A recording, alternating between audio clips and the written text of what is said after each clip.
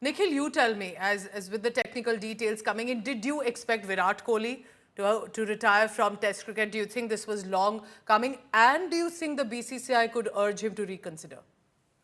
Uh, uh, Lots of questions to answer in that, Pooja, and I'll address Yes. each of them one by one.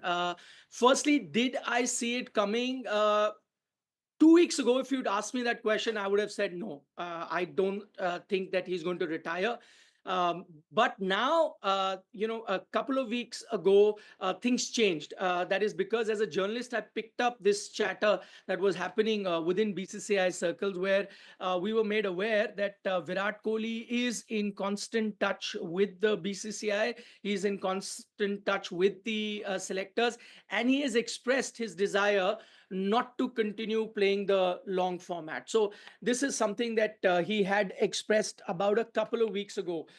This is something that I was aware of, but of course we hadn't really reported that because the discussions were ongoing the last couple of weeks between Virat and the selectors. There were many reasons that were being attributed to that. One was that probably he seemed to be in a situation where there was probably lack of motivation for him to continue. We heard from Madan Lal as well a short while ago, where he was saying that, listen, he's been playing international cricket for a decade and a half, so it does take a toll, and not just physically, because physically we always regard Virat Kohli as one of the fittest cricketers in the world. He's 36 years of age, but I think it had more to do with mental exhaustion. That was one reason that was being attributed to that. The second was that remember, India hasn't had a couple of great test series. One in India itself, where you lost to New Zealand, whitewashed.